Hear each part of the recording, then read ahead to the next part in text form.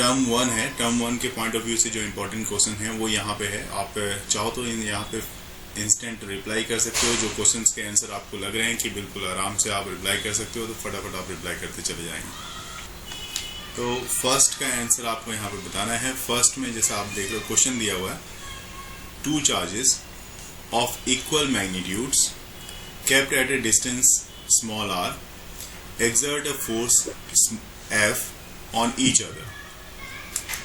If the charges are halved and the distance between them is double, then the new force acting on each charge is, new force क्या होगी? So F/8 lock कर दिया जाए। Sir cross check कर लेते हैं। Right, कर लो। हाँ बिल्कुल सही, आपने स्क्वायर है नीचे में बोला और F/16 ये राइट आंसर है। तो डी जो है वो इसका राइट आंसर होगा। बिल्कुल सही बात। चलिए अगले क्वेश्चन पे आते हैं। क्वेश्चन नंबर 2 आप देख सकते हो यहाँ पे, और ये बहुत हद तक एक थ्योरेटिकल क्वेश्चन है। The electric field inside a spherical cell of a uniform surface charge density is, क्या होगा इसमें से? Option A 0, option B constant less than 0, option C directly proportional to the distance from the centre, and option D none of these.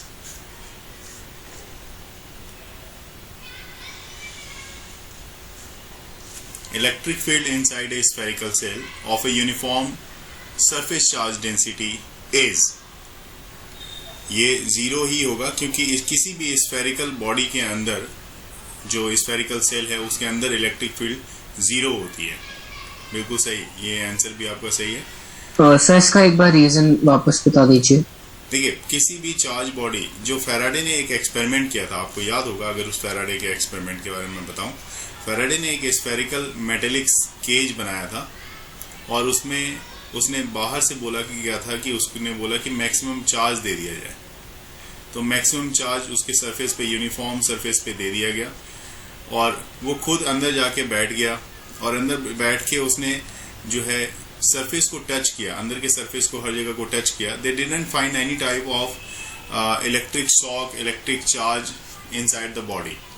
तो उसके बाद अपने इस experiment के बेसिस पे उसने बताया कि electric field only reside over the surface of the enclose body, not inside the surface of the body. So electric field inside is of the जो भी स्फेरिकल सेल है या किसी भी इनक्लोज बॉडी की होगी तो उसके लिए अंदर इलेक्ट्रिक फील्ड 0 होती है। When a glass rod is rubbed with silk, glass rod को सिल्क से रब करोगे तो क्या होगा? So glass rod gives electrons to silk. Gives electron, right? Yes. B option बिल्कुल सही। Glass rod gives electron to the silk, that means glass rod जो होगा वो पॉजिटिव चार्ज हो जाएगा और सिल्क जो होगी वो निगेटिव चार्ज हो जाएगी। वेरी गुड, ये भी आपका तीसरा क्वेश्चन भी सही है। क्वेश्चन नंबर 4 देख सकते हो आप यहाँ पे, ये देखो। In general metallic ropes are suspended on a carriers taking inflammable materials. The reason is, option आपके पास 4 ऑप्शन यहाँ पे दे रहे हैं। Sir, C. C, to keep the body of the carrier in contact with the earth। बिल्कुल सही, क्योंकि अगर ये कांटेक्ट अर्थ की कांटेक्ट एक्स्ट्रा चार्ज, हाँ ये एक्स्ट्रा चार्ज को अपना रिलीज करता रहेगा, ग्राउंडेड करता रहेगा, जिससे कि इनफ्लेमेबल मटेरियल्स जो है उसमें किसी तरह के आग लगने की चांसेस कम से कम हो। बिल्कुल सही। क्वेश्चन नंबर 5 आप यहाँ पे देख सकते हो।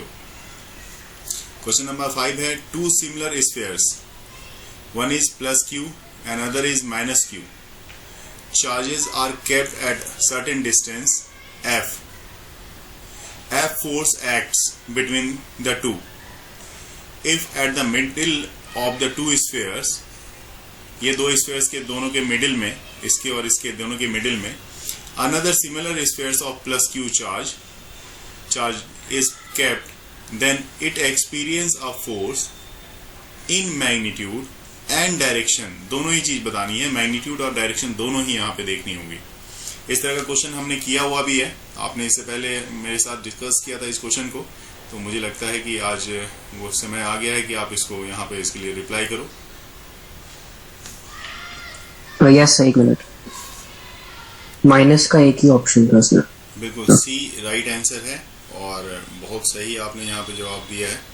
तो आपको यहाँ पे थोड़ा सा मैं डायरेक्शन के लिए जरूर यहाँ पे बताना चाहूँगा कि डायरेक्शन क्या है इसका. तो डायरेक्शन के बारे में मैं बताऊँ आपको, देख सकते हो आप कि ये जो पॉजिटिव है, ये इस पे जो फोर्स लगाएगा वो इस डायरेक्शन में लगाएगा, फोर्स ऑफ रिपल्सन लगाएगा. ठीक है, और ये जो आपका मतलब बी पॉइंट पे रखा हुआ है प्लस क्यू चार्ज, ये भी इस तरफ अट्रैक्ट होगा माइनस क्यू की तरफ. तो कहा जाए कि यहाँ पे जैसे बोला जा रहा है कि आपको जो if the middle of the two spheres another similar spheres having plus q charges is kept, then it experience a force. कौन चार्ज एक्सपीरियंस करेगा? प्लस क्यू वाला.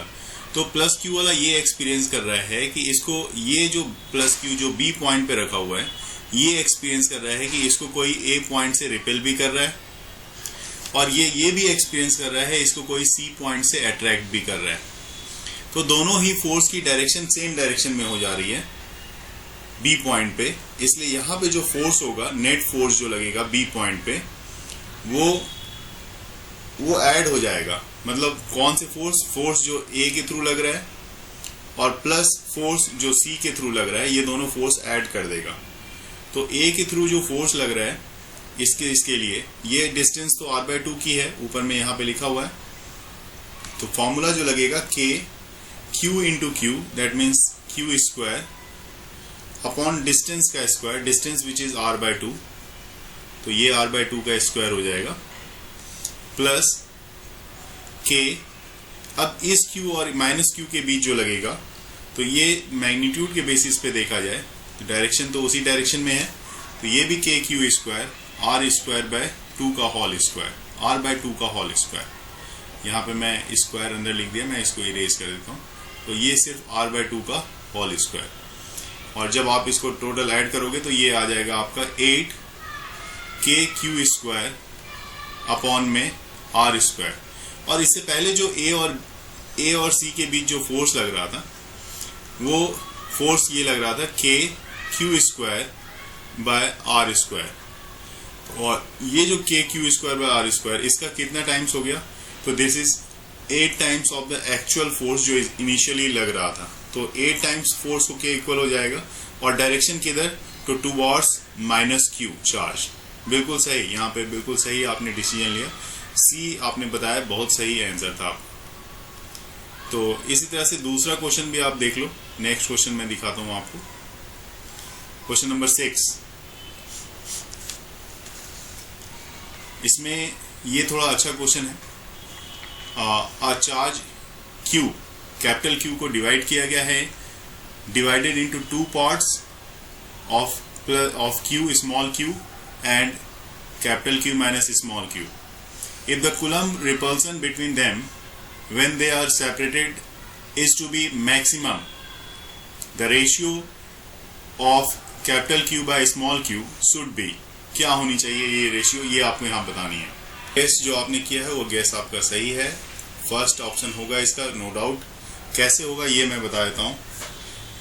देखिए, जो सेपरेशन है, एक चार्ज आपकी जो है वो स्मॉल q है, और दूसरी चार्ज जो है आपकी capital Q minus small q है. तो आप क्या करते हो यहाँ पे कि दोनों का चार्ज आप यहाँ पे लिख सकते हो, यहाँ पे कि एक चार्ज स्मॉल q, एक charge capital Q minus small q. ठीक है. तो ऐसे केस में, और दोनों के बीच की जो सेपरेशन है उसको मैं अगर कंसीडर कर लूँ स्मॉल r की, तो अगर मैंने सेपरेशन यहाँ पे कंसीडर कर लिया, तो फोर्स जो यहाँ पे लग रहा है F equal to k q capital Q minus small q upon R square, ये फोर्स हो गया आपका। और देखो एक कंडीशन है यहाँ पे, कंडीशन क्या है कि मैक्सिमम फोर्स होने के लिए क्या कंडीशन होनी चाहिए वो मैं यहाँ पे बता रहा हूँ आपको, उसके बाद मामला खत्म हो जाएगा। कि F to be the maximum, so differentiation करना पड़ेगा dF by dQ, this must be equal to 0। अगर ऐसा हुआ तभी आपका जो फोर्स होगा मैक्सिमम होगा। और तब आप जब अगर आप इसको डिफरेंशिएशन करते हो, मतलब ये वाला पार्ट जो आपके पास दिया हुआ है, इसकी डिफरेंशिएशन करनी पड़ेगी d बाय dQ के रिस्पेक्ट में। और जैसे ही आप डिफरेंशिएशन करोगे तब आपके पास स्मॉल q और capital Q by small q का जो रेशियो है वो आपका 2/1 का, दैट मीन्स 2:1 का आपको मिलेगा। डिफरेंशिएशन तो आता ही है आपको। यहाँ पे आपको क्वोशिएंट रूल लगाना पड़ेगा, ठीक है ना, बात समझना आप। dF बाई dQ किया, k by R square constant था, आपने k बाय आर स्क्वायर को अलग कर दिया, d बाई dQ की में क्या लेना पड़ेगा आपको, तो दो टर्म्स हैं, एक q माइनस q और एक जो आपका है, अब इसका डिफरेंशिएशन जब आप करोगे, क्वोशिएंट रूल अगर आपने अप्लाई किया यहाँ पे, तो ये हो जाएगा प्लस q इंटू -1। डिफरेंशिएशन इस तरह से आप यहाँ पे अभी करना है आपको। यहाँ पे मान लो अगर आपने कर दिया यहाँ पे, तो डिफरेंशिएशन करने के बाद ये वाला रिजल्ट आएगा, ठीक है। मैंने यहाँ पे dF बाई dQ लिखा है। अभी मैं यहाँ पे एक बार स्टेप में समझा देता हूँ। अभी मैंने यहाँ पे q माइनस q, इसको ले लेता हूँ मैं, q माइनस q, और इसके ब्रैकेट को क्लोज कर रहा हूँ। साथ ही साथ यहाँ पे मैं आपको कर रहा हूँ, देखो दिस इज इनटू q, जो ये टर्म्स था, मैंने ये टर्म्स यहाँ से यहाँ तक पूरा मैंने ले लिया। और जैसा मैंने बताया कि मैंने क्वोशिएंट रूल अप्लाई किया है। जब आप क्वोशिएंट रूल अप्लाई करोगे तो आपके पास जो टर्म्स आ रहा है, ये k बाई क्यू स्क्वायर तो है ही, k बाई आर स्क्वायर, और साथ ही साथ यहाँ पे ये इसका तो k बाई आर स्क्वायर आपने यहाँ पे ले लिया, और यहाँ पे जो आप लोगे दिस वन इज इनटू यहाँ पे q, देख लो q के small q, capital Q minus small q into quotient rule में जैसे आप करोगे तो यहाँ पे प्लस q माइनस 1।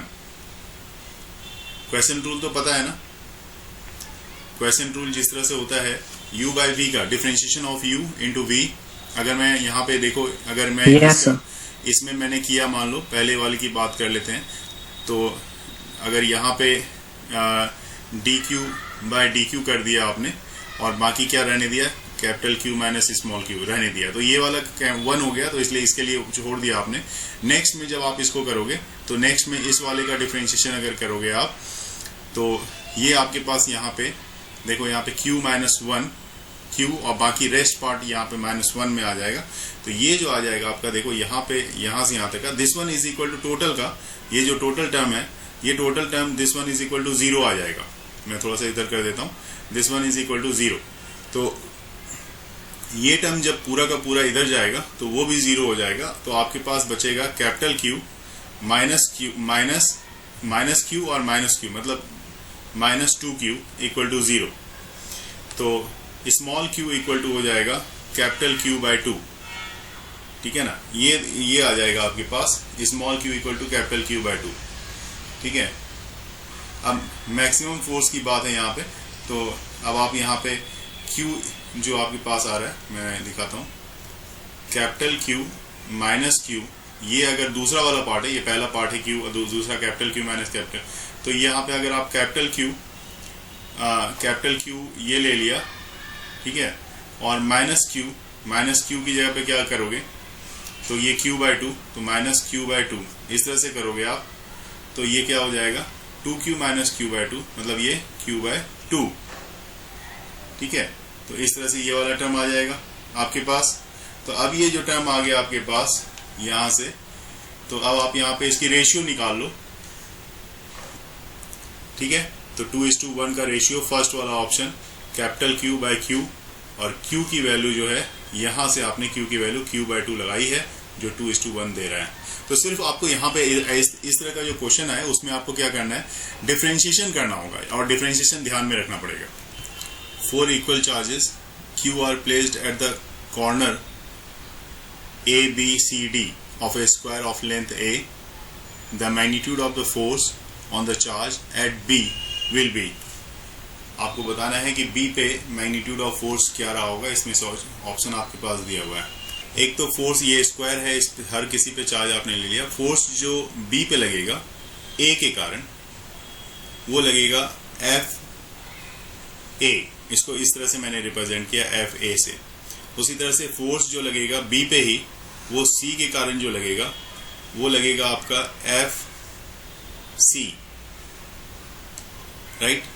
और एक फोर्स आपका जो इसके अलावे लगेगा वो डी पॉइंट्स के कारण जो लग रहा होगा उस पर वो लगेगा आपका एफ डी,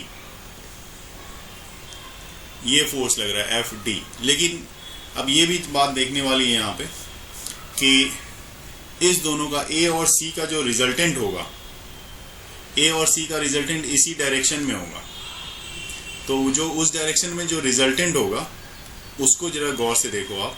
ए और सी का रिजल्टेंट डायरेक्शन वो उसी तरफ होगा और वो भी होगा इसी डायरेक्शन में जो इस डायरेक्शन में आपका डी है। तो ये होगा इस तरह से मैंने एरो मार्क से दिखाया है ऑरेंज कलर में। ये एफ ए सी का रिजल्टेंट है जो कि डी के डायरेक्शन में है। इसका मतलब है कि ये दोनों जो हैं, हालांकि एफ और ए और सी जो है एक दूसरे के साथ 90 डिग्री बना रहा है। तो अब आप देखना जाए यहाँ पे तो एफ ए सी, ठीक है, ए सी प्लस एफ डी, ये दोनों एक डायरेक्शन में लग रहे हैं। और ये दोनों जो लगेंगे, इस दोनों का जो एफ, जैसे एफ ए है आपका, अगर एफ ए की बात करें जो फोर्स ए के कारण लग रहा है इस पे, वो क्या लग रहा है, सबकी साइड्स कितनी है, साइड्स ए है, ए साइड है सबकी।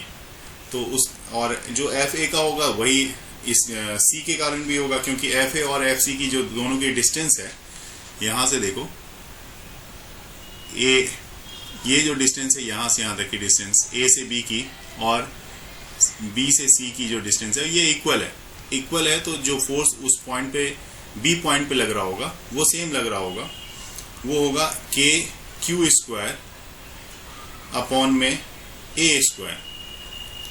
लेकिन अब मैं बात करूं यहाँ पे जो एफ डी या एफ ए सी लग रहा है, ये जो फोर्स लग रहा होगा, ये फोर्स लग रहा होगा रिजल्टेंट का, किसके दो का रिजल्टेंट होगा, तो एफ ए का स्क्वायर प्लस एफ डी के रिजल्टेंट का स्क्वायर होगा। बिल्कुल फोर्स का जो फॉर्मूला होता है, जैसे रिजल्टेंट का फॉर्मूला आपने बताया कि F equal to under root जो मैग्नीट्यूड ऑफ रिजल्टेंट का फोर्स का फॉर्मूला होता है वो एफ वन का स्क्वायर प्लस एफ टू का square plus 2f1 f2 cos theta होता है। तो बिल्कुल मैं एग्री करता हूँ, कॉस यहाँ पे थीटा जो है ये 90 डिग्री हो रहा है, ये 90 डिग्री बन रहा है, तो कॉस 90 की वैल्यू 0 हो जाएगी। तो सिर्फ f1 और f2, और यहाँ पे वो f1 और f2 जो है fa और fc के फॉर्म में है, तो fa स्क्वायर प्लस fc का स्क्वायर हो जाएगा। ठीक है, तो अब जो आप रिजल्टेंट फोर्स जो निकाल रहे हो fd इक्वल टू ये कितना हो जाएगा, तो ये हो जाएगा, देखो ये 2 टाइम्स हो जाएगा, तो रूट टू के क्यू स्क्वायर अपॉन ए स्क्वायर, एक ये हो जाएगा, प्लस के ये वाला फोर्स के Q square upon 2a square. ठीक है, तो क्योंकि यहाँ पे देखो एक फोर्स आपने, दोनों फोर्स को आपने ले लिया, दोनों फोर्स आपके पास आए, क्योंकि ये जो डिस्टेंस है ना, दूसरा जो डिस्टेंस आप देख रहे हो, ये जो डिस्टेंस होगा, चूंकि ये a है और ये a है, तो ऑब्वियस सी बात है ये क्या होगा, ये रूट 2a होगा। तो इसके जब रूट 2a का स्क्वायर करेगा आप, तो रूट 2a का स्क्वायर मतलब 2a स्क्वायर के इक्वल आएगा, जो कि यहाँ पे आपको देखने को मिल रहा है। ठीक है, इस दोनों में वैसे FD वाला स्टेप समझ नहीं आया। कोई बात नहीं, फिर से मैं बताता हूँ, अभी इसको समझ में आ जाएगा। देखो, तो पहले तो मैं आपको ये बता देता हूँ कि इसको देखो, ये Q है, चार्ज Q है, और यहाँ पे भी चार्ज Q है, 2 चार्ज हैं। सिर्फ इतना सा सोचो आप कि आपके पास 2 चार्ज हैं और दोनों के बीच की डिस्टेंस रूट 2a है। तो अगर D से B की डिस्टेंस को, B से D की डिस्टेंस को देखा जाए, BD, ऐसा मैं डिस्टेंस फोर्स इसकी बात कर रहा हूँ, D से B के लिए, तो आप क्या करोगे, आप कहोगे 2 फोर्स है, तो K Q into Q upon distance कितना है, तो रूट 2a है, तो √2a का स्क्वायर आप ऐसा कहोगे इसको, जिसके कारण आप इसको लिखोगे KQ² अपॉन 2a²। तो ये जो 2a² है ये पार्ट है आपका। इसमें कोई डाउट, इसमें कोई प्रॉब्लम? No sir. ओके, अब आपके पास ये वाला फोर्स बच रहा है, देखो FA और FD।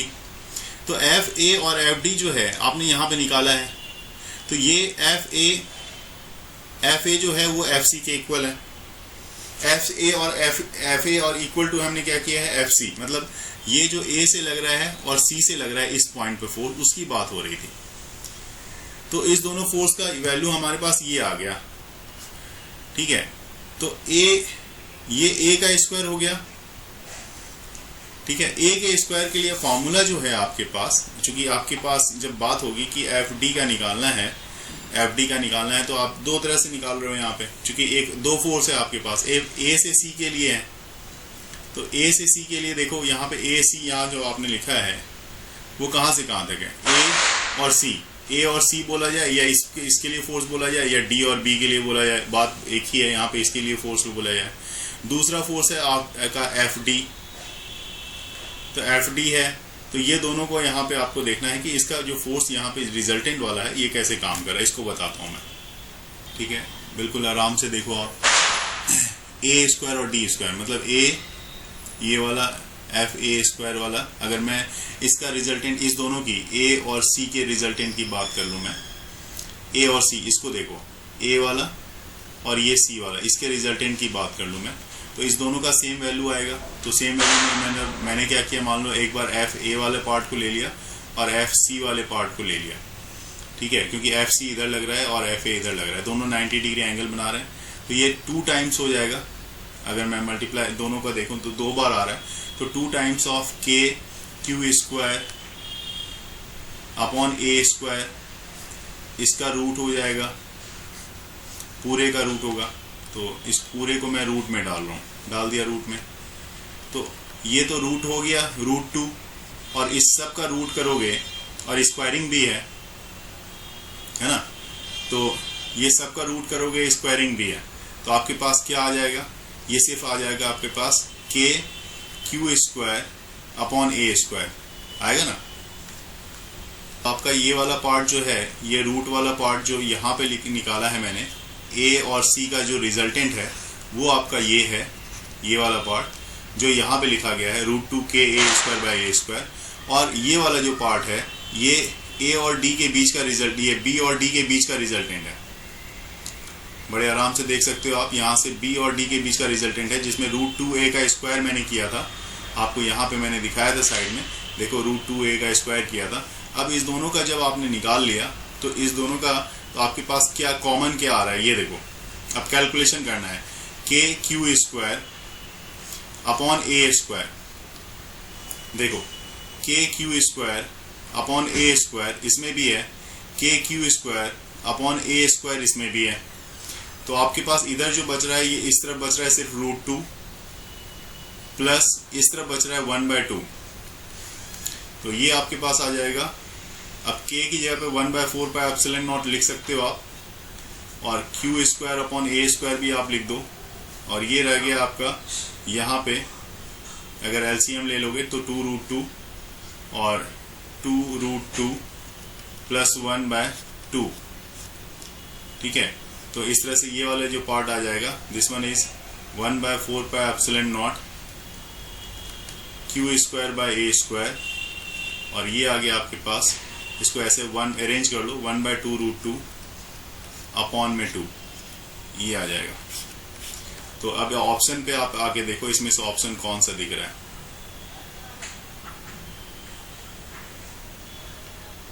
तो मुझे लग रहा है कि सारा ऑप्शन यहाँ पे ये नहीं है, ये नहीं है, तो 1/2√2 तो सिर्फ इसमें है, और बाय 2 हो जाएगा 4πε0 K², तो ये ऑप्शन सही है, सी ऑप्शन। देखो बिल्कुल ब्रीफ में आप समझ लो, इस पे फोर्स जो लग रहा है सी पे, FC, जो FC फोर्स है, जो C का फोर्स लग रहा है B पे इस डायरेक्शन में, वही सेम फोर्स होगा आपका FA का।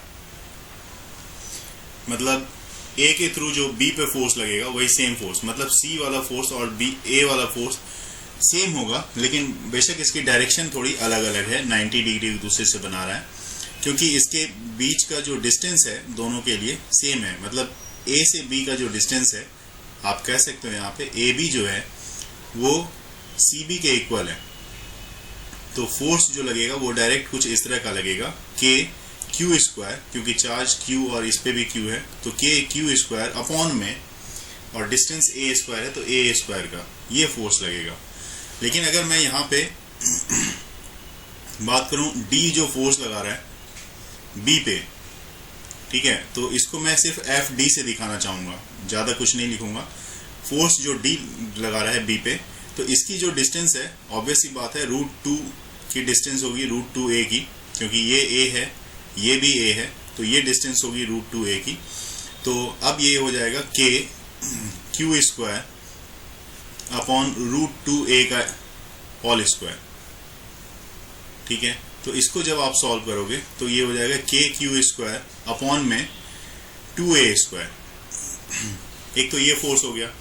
अब जो यहाँ पे जो फोर्स लग रही है, एक एफ डी लग रहा है इस डायरेक्शन में, और ए और सी का जो रिजल्टेंट है, ए और सी का जो रिजल्टेंट है वो देखोगे, फोर्स ए सी का रिजल्टेंट, ए सी का रिजल्टेंट इस तरफ लग रहा है जो कि परपेंडिकुलर है एक दूसरे पे। तो आप कह सकते हो यहाँ पे कि ये होगा एफ ए, आप डायरेक्ट अगर मैं दिखाना चाहूँ कहूँगा F A square plus F C का स्क्वायर, एफ ए का स्क्वायर प्लस एफ सी का स्क्वायर, क्योंकि जैसा मैंने बताया कि cos 90 डिग्री होगा और बाकी टर्म जीरो हो जाएंगे। तो एफ ए का स्क्वायर की मैं बात करूं तो एफ ए का स्क्वायर या एफ सी का स्क्वायर जो वैल्यू है वो ये दे रहा है के Q square by A square. तो ये दैट मीन्स मैं यहाँ पे ऐसा कर दूं, थोड़ा और आसान कर देता हूँ इसको, मैं लिख देता हूँ 2 times of F A square, ऐसा भी तो लिख सकते हैं ना, या 2 टाइम्स ऑफ एफ सी का स्क्वायर, चूंकि दोनों इक्वल है तो ऐसा भी लिख सकते हो आप। तो इसको आप ऐसा भी लिख सकते हो √2 टाइम्स ऑफ एफ ए, या फिर आप ऐसा √2 टाइम्स ऑफ एफ सी ऐसा भी लिख सकते हो। तो अगर मैं बोलूँ √2 टाइम्स ऑफ एफ ए है तो एफ ए की वैल्यू कितनी है, तो ये है आपकी के क्यू स्क्वायर अपॉन ए स्क्वायर, ठीक है। तो एफ ए सी जो कि उसी डायरेक्शन में है, इसी डायरेक्शन में जिस डायरेक्शन में एफ डी है, तो ये दोनों सेम डायरेक्शन में। अभी हमने क्या किया था ऊपर वाले केस में, अगर दोनों सेम डायरेक्शन में थे तो मैंने क्या किया था, दोनों फोर्स को ऐड कर दिया था। तो अब फिर से हमारे पास ये वाला फोर्स एफ सी और एफ डी जो है सेम डायरेक्शन में है, तो रिजल्टेंट फोर्स जो होगा, एफ रिजल्टेंट जो होगा या एफ नेट फोर्स जो होगा वो F A C plus F D के इक्वल हो जाएगा।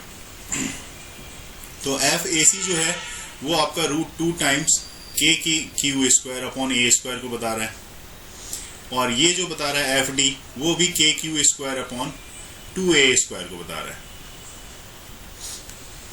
तो अब सिर्फ आप कैलकुलेट कर लो, और मैंने उसमें किया था क्या, Q square by A square मैंने कॉमन ले लिया था, तो मैं यहाँ पे के Q square by A square मैं कॉमन ले लेता हूँ। तो ये हो गया आपका √2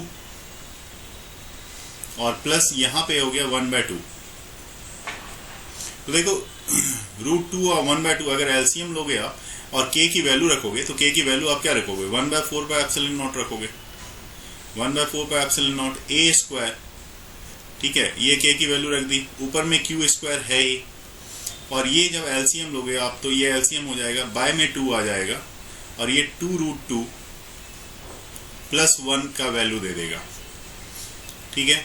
यहाँ पे देखो 2√2 प्लस 1 ये है हमारे पास, क्यू स्क्वायर ये भी है हमारे पास क्यू स्क्वायर, नीचे देखो 2 है, ये 2 है आपके पास, ये देखो 4πε0 है, सब में 4πε0 लगेगा, तो ये 4πε0 है, और a स्क्वायर है तो a स्क्वायर है। तो c वाला टर्म्स हमारा पूरा टैली कर रहा है ना।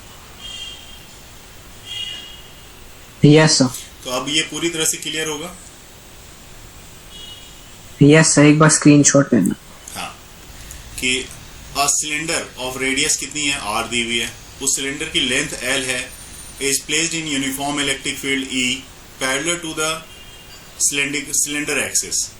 The total flux for the surface of the cylinder is given by, अब टोटल फ्लक्स जो है वो कैसे दिया जाएगा ये आपको यहाँ पे बताना है। ऑप्शन आपके पास दिया हुआ है 2 pi R square E pi R square minus pi R upon E और 0।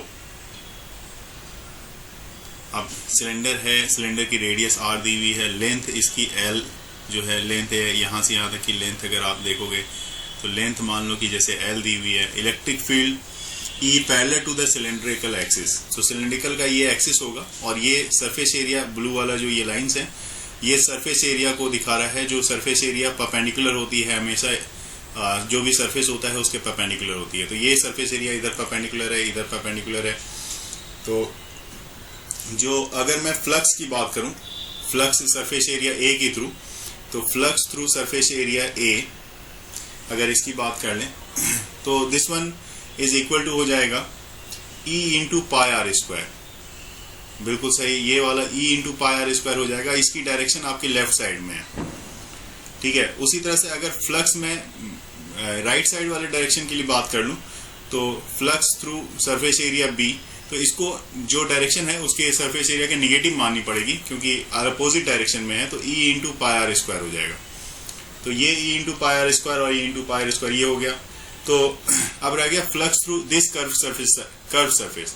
इस कर्व सरफेस के थ्रू फ्लक्स कितना होगा, तो ये हो जाएगा आपका E डॉट डी एस। आपने जो फॉर्मूला लगाते हो आप ये फ्लक्स के लिए, तो ये फिर देखो ये यहाँ पे जो सरफेस है इसके 90 डिग्री बन रहा है, तो यहाँ पे E डी एस कॉस 90, तो कॉस 90 दैट मीन्स यहाँ पे 0। तो total flux through the cylinder जो होगा ये प्लस ये और प्लस ये, तो ये सब मिला के क्या हो जाएगा 0, क्योंकि ये प्लस में है और ये माइनस में है, ये एक दूसरे को कैंसिल कर रहा है। तो नेट फ्लक्स क्या हो जाएगा, वो 0 आ जाएगा। डायरेक्टली एक थ्योरेटिकल क्वेश्चन यहाँ पूछा गया है, question number 9। Electric field at a point varies, जो ये वेरी कर रहा है, R0 लिखा हुआ है, R ऊपर में नॉट है इस तरह से। For an electric dipole, a point charge, a plane infinite sheet of charge, a line charge of infinite length. तो electric field at a point varies as, कैसे वो वेरीज कर रहा है यहाँ पे ऑप्शन के हिसाब से आपको बताना पड़ेगा आपको कि इलेक्ट्रिक फील्ड कैसे वेरीज करती है, किसके रिस्पेक्ट में, R0 4।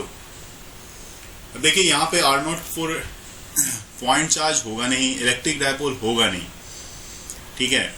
और line charge of infinite length, तो line charge of infinite length मतलब लीनियर चार्ज डेंसिटी की बात की जाए तो वो भी पॉसिबल नहीं है।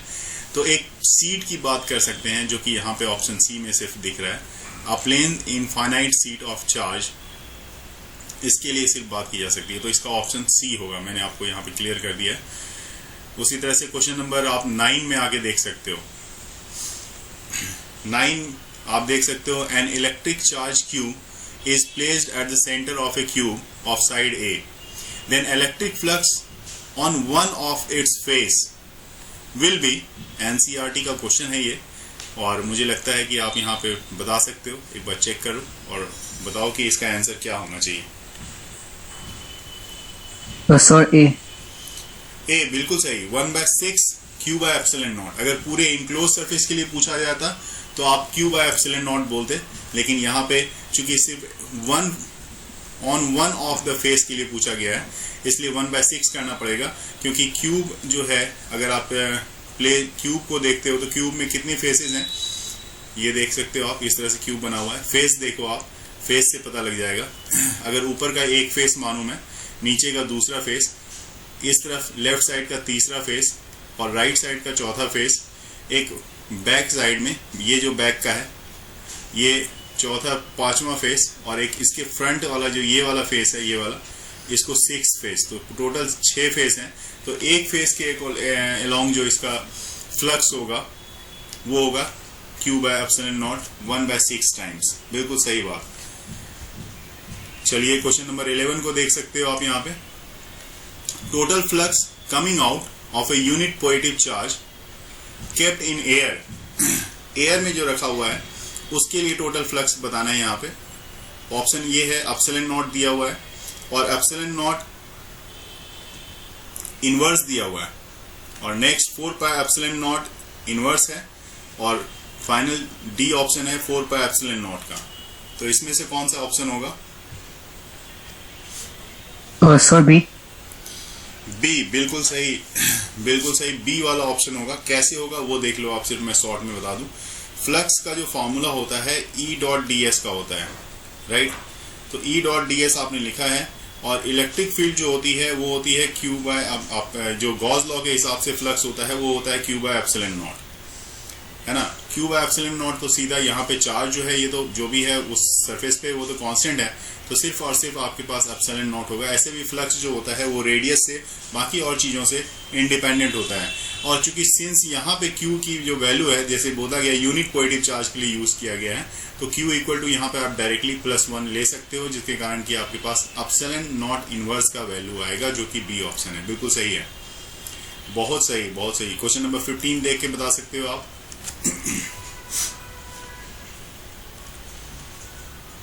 Question number 15. The electric field intensity due to an infinite cylinder of radius r and having charge q per unit length at a distance, है ना।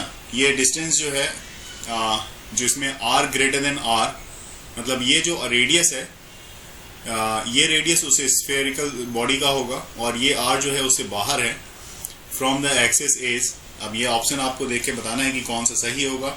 Directly proportional to R square, indirectly proportional to R cube, inversely proportional to R, inversely proportional to R square. Inversely proportional to R होगा क्योंकि E inversely proportional है R के, और वहां पे आपने जो फॉर्मूला भी स्टडी किया हुआ है, ई इक्वल टू आपके पास फॉर्मूला होता है Q upon 2 pi lambda 2 pi epsilon naught R, ये फॉर्मूला होता है।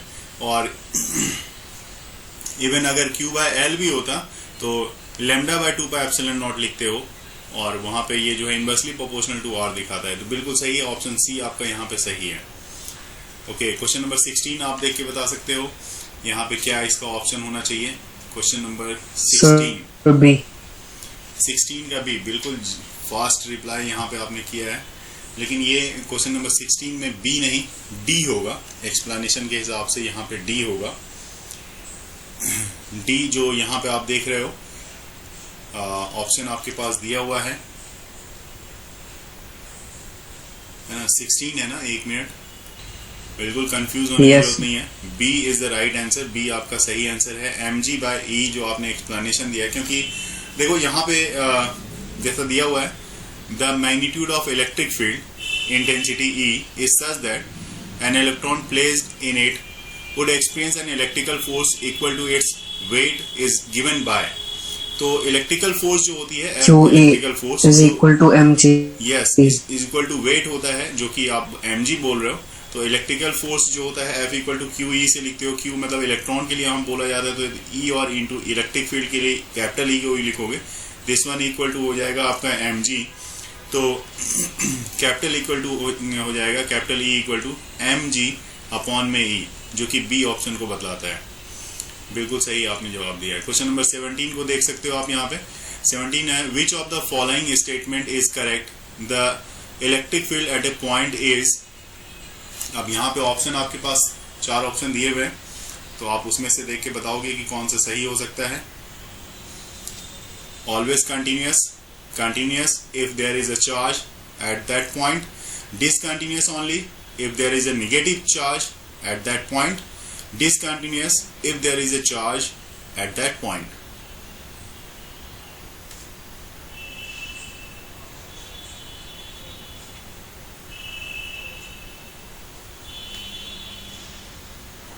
इसका ऑप्शन आपका होगा D, continuous if there is a charge eight that point. ठीक है, ये सिर्फ करेक्ट ऑप्शन है इसका, बाकी सब एक इनकरेक्ट ऑप्शन है। ऑलवेज कंटिन्यूअस नहीं होता है। Continuous if there is a charge at that point, तो ऐसा भी नहीं होगा कि एक पॉइंट पे हमेशा कंटिन्यूअस ही मिले। Discontinuous only if there is a negative charge, ये भी कंडीशन पॉसिबल नहीं है। तो करेक्ट स्टेटमेंट ये हो सकता है कि डिसकंटिन्यूअस होगा अगर there is a charge at that point. सिर्फ इस केस में ये डिसकंटिन्यूअस हो सकता है। चलिए क्वेश्चन नंबर 19 को आप देख सकते हो, Gauss law will be invalid of. ये बड़ा ही अच्छा और मुझे लगता है कि थोड़ा सा आपको यहाँ पे सोचना पड़ सकता है कि इसके लिए इनवैलिड है गॉस लॉ।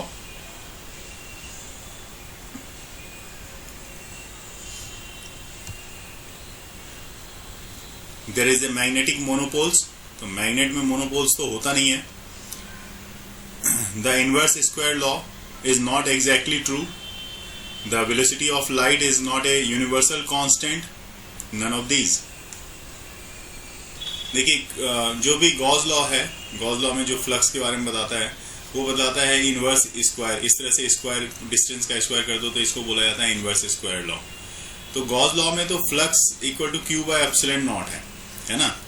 हालांकि flux phi equal to E dot D S भी होता है, ई डॉट डी एस। तो दिमाग आपका कभी कभी ऐसा भी सोच सकते हो आप कि भाई एरिया है ना, तो एरिया डी फाई के लिए अगर आप ले रहे हो तो एरिया अगर मतलब 4 pi epsilon E into 4 pi R square ऐसा भी ले सकते हो आप। और ये जो होता है इलेक्ट्रिक फील्ड, इलेक्ट्रिक फील्ड के लिए आप क्या ले सकते हो, तो इलेक्ट्रिक फील्ड के लिए आप के क्यू बाय आर स्क्वायर आप ले सकते हो। तो यहाँ से भी आप देख सकते हो कि इनवर्स स्क्वायर लॉ है या नहीं। लेकिन जहाँ तक गॉस लॉ का सवाल है तो गॉस लॉ ये है क्यू बाय एप्सिलॉन नॉट, तो इसमें इनवर्स लॉ नहीं है। तो there is a magnetic monopole, जैसा मैंने बताया कि ये नहीं है।